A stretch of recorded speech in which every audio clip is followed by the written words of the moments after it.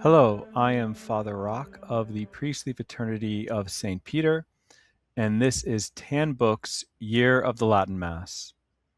In today's video, we are going to be discussing this book, The Hidden Treasure, Holy Mass, by Saint Leonard of Port Maurice. So Saint Leonard, the sainted author of this book, died in 1751. He was a member of the Franciscan order. He was known for preaching parish missions throughout Italy and also Corsica, and he was also well known for miracles both before and after his death. Now, he wrote this little book in order to encourage people to truly appreciate the Mass and to attend it well and to pray well while at Mass. And the book can basically be divided up into 4 different sections, and we'll treat each one in turn. And as you can see, it's not a very big book, so it's very sort of user-friendly in that sense. In the first section, he lays out the theology of the Mass in order that individuals may truly appreciate the value of the Mass, to see it for the hidden treasure that the saint believes that it is, and that he's trying to convince his readers of. And he does this first by saying that the Mass is a sacrifice, but not only is it any sacrifice, it's a sacrifice in which Christ is both the priest and the victim. He's the victim under the Eucharistic species, and he's the priest acting through the ministerial priest who is celebrating any given Mass. Now, this is important because, as the Catholic Church teaches, the sacrifice of the Mass is the same as the sacrifice on the cross of our Lord, just that they're under different modes. The mode of the cross was bloody, and in a sense we can say maybe physical, and the sacrifice of the Mass is mystical and unbloody, but it is the same sacrifice because it is the same victim, namely our Lord, and the same priest, namely our Lord. And the saint really takes an effort to drive this point home in order to convince his readers of how important the Mass is and how valuable the Mass is. In fact, it's infinitely valuable because it is the sacrifice of the Son of God made man being offered to the Father. He also then discusses the necessity of the Mass, and that every good thing that we have in our spiritual life and in our work of sanctification ultimately comes from what our Lord merited for us on the cross, which is made present again in the sacrifice of the Mass as often as the Mass is offered. And he says that the Mass is of the utmost importance. After the saint completes his treatment of the Mass as a sacrifice and the necessity of the Mass, he goes on to discuss how mankind has 4 obligations or responsibilities or duties owed towards God. And he lays this out basically saying that these duties or obligations are the 4 ends of prayer. It says first that we owe God adoration because he's infinitely perfect and we need to honor his infinite perfections. Next, we also have to give God thanksgiving because all of the good things we have, including our existence from moment to moment, comes from God. Without God, we would have absolutely nothing, and we return to nothing, the nothing from which we were originally created.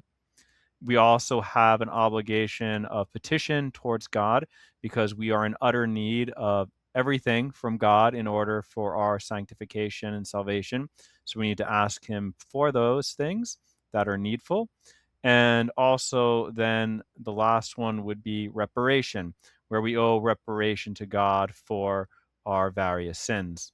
So after having established this obligation of the 4 ends of prayer, the sainted author goes on to discuss his method for hearing Mass or attending Mass or praying the Mass. And he begins by noting that there are 2 other sort of general methods we can say that he has some reservations about. The first method that he discusses is the method which uses some sort of text, be it a missal or an exposition of the Mass or some other text, to follow along basically point for point or beat for beat with the ceremony of the Mass. And the saint is worried that if one uses this method, that he'll spend sort of all the time looking at the book and not actually engaging with the action going on up at the altar. The other method that he points out, the other general method that he points out, is sort of the opposite of that, which is not using any sort of textual aid at all and just sort of observing the Mass, taking in with one's senses the various ceremonies and doing one's best to unite oneself internally to the actions that are going on at the altar. And now the method that the saint proposes, he calls a middle way between these two. And it's actually a very unique way of praying the Mass. I've never read this method of hearing Mass or praying Mass anywhere else before. So I think it is kind of unique or very unique in that manner. And the saint's method is that you take the Mass and divide it up into 4 different parts, and you assign to each part one of the ends of prayer, one of the obligations that we have to pray towards God. And then he presents in the different sections, as he divides it up, different reflections that can aid the one using this method in order to engage. So the way he divides it up is that he has the first part, as it were, of the Mass go from the beginning of Mass to the Gospel, and says that this portion should be spent in adoration. And in the book, he gives different reflections and meditations on how this can be done. The second part is from the Gospel to the major elevations, and he says that this part should be spent in reparation. And again, he gives examples and thoughts on how that can be done.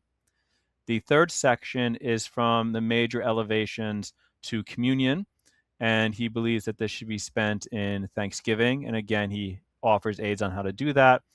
And then the last part, the fourth part, is from the communion to the end of Mass, which is to be spent in petition. And again, he helps the reader on how to do that.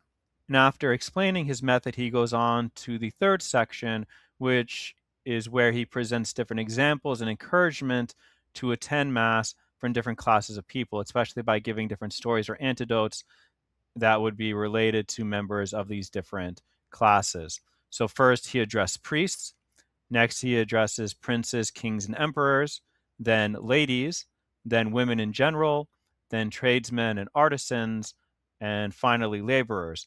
And this section then closes with a warning to those who will not heed his advice on seeing the Mass for the treasure that it is and entering into it well disposed and to pray it well.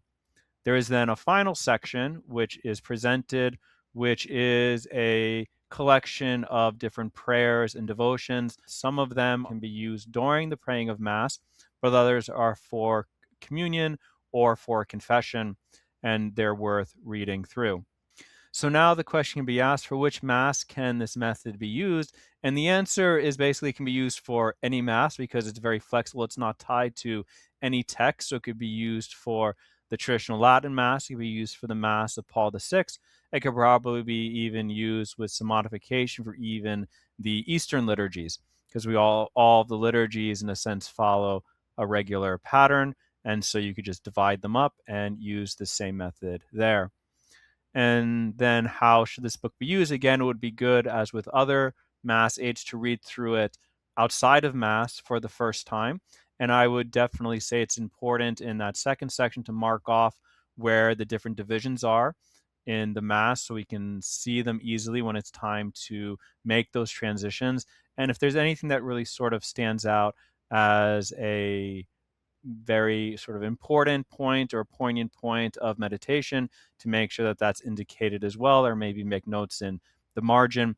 Really, the purpose of this method is not really to tie necessarily individuals down to the actual text of the book, but more to the method, and to have then sort of free reign to one's devotions within those 4 ends, within those 4 divisions. So I think that's all for today's video. God bless, and we'll see you at Mass.